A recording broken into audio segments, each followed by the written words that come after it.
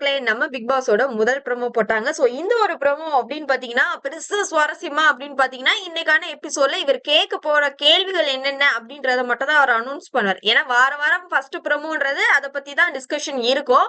So இன்னைக்கு அவர் பேசின ஒரே விஷயங்கள் என்ன அப்படின்னு பாத்தீங்கன்னா, இந்த பிக் பாஸ் அந்த டால் டாஸ்க் நடந்ததுலயே அதுல நடந்த பிரச்சனைகள். அத பத்தி தான் அவர் வந்து டிஸ்கஸ் பண்றாரு அப்படின்ற விஷயங்கள். சோ அப்புறம் ஒரு சில இடத்துல இண்டிவிஜுவலா ஒவ்வொருத்தரும் பிரேக் அவுட் ஆனாங்க இல்லையா?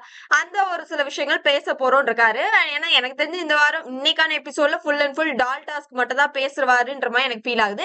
இன்னொன்னு என்னன்னா, பிக் பாஸ் வீட்ல இன்னைக்கு எல்லோ கார்டு இல்ல ரெட் கார்டு ஏதோ ஒரு விஷயம் நடக்க போகுது அப்படின்ற ஒரு விஷயங்கள் இருக்கு. பட் ரெட் கார்டு கொடுக்கறதுக்கு வாய்ப்பு இல்லைன்றது நமக்கு தெரியும்ன்றதுனால வார்னிங் கார்டு கொடுக்க போறாங்க. ஆனா அது ரயானுக்கா இல்ல ராணவுக்கா? ஏன்னா ஒரு சிலர் எல்லாருமே மெஜாரிட்டி சொல்லப்படுற ரயான் சூப்பரா விளையாண்டாருப்பா, ரயான் மேல தப்பே இல்லப்பான்றானுங்க. ஒரு சிலர் என்ன சொல்றாங்கன்னா, இல்ல ராணவ் தான் தப்பா விளையாண்டாரு, ராணவ் தான் அடிக்க போனார், ராணவ் தான் ஃபர்ஸ்ட் வந்து பிசிக்கல் வயலன்ஸ் யூஸ் பண்ணாருன்ற மாதிரி கதறிட்டு இருக்கும்போது இவரோட ஜட்ஜ்மெண்ட் என்னவா இருக்கும் அப்படின்ற ஒரு பெரிய கேள்வி எழுந்திருக்கு.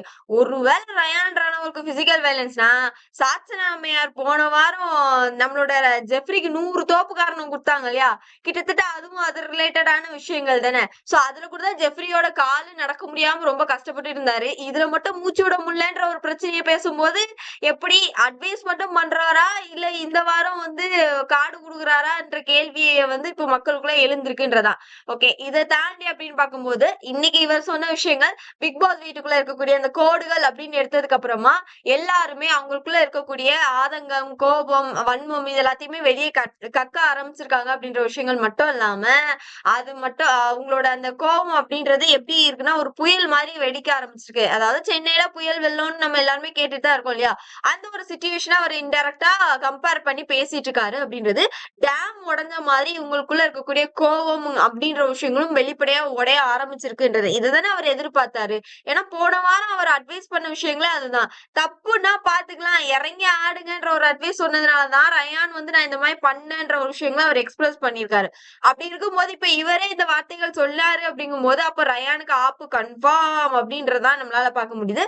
அடுத்த ஒரு பாயிண்ட் அப்படின்னு சொல்லி பாத்தீங்கன்னா, பொம்மை டாஸ்க்ல வந்து கேம் விளையாடுங்க அப்படின்னு சொன்னா அடிச்சுட்டு உருண்டிருக்காங்க. ஒரு பெரிய போர்க்களமாவே இதை வந்து மாத்தி விட்டுருக்காங்க அப்படின்ற மாதிரி சொல்லிருக்காங்க. அது அந்த டைம்ல நம்ம காமிச்ச பிக் அப்படின்னு பாத்தீங்கன்னா ரயானுக்கும் ராணுக்கும் நடந்த அந்த பிசிக்கல் வயலன்ஸ் சண்டைகள் இருக்கு இல்லையா? அதுதான் வந்து காமிச்சிருக்காங்கன்னு சொல்லலாம். சோ அப்போ இன்னைக்கு கன்ஃபார்ம் ஒரு கார்டு உறுதி. அது எல்லோ கார்டா ரெட் கார்டான்ற ஆப்ஷன் கிடையாது. ராணவுக்கா ரயானுக்கா அப்படின்ற கேள்விதான் நம்மளால பார்க்க முடியுது அப்படின்னே சொல்லலாம். சோ யாருக்கு இந்த கார்டு கொடுத்தா பொருத்தமா இருக்கும்னு நினைக்கிறீங்களோ அவங்களோட நேமை மறக்காம கமெண்ட் பாக்ஸ் தெரிவிச்சுங்க. மக்களே, வீடியோ பிடிச்சிருந்தா மறக்காம லைக் பண்ணுங்க, ஷேர் பண்ணுங்க. அது போன்ற மேலும் பப்ளிக் தெரிஞ்சுக்க மறக்காம நம்மளோட சேனலை கொஞ்சம் சப்ஸ்கிரைப் பண்ணி வச்சு உங்களோட சப்போர்ட்டை கொஞ்சம் சேர்த்து கொடுத்துருங்க.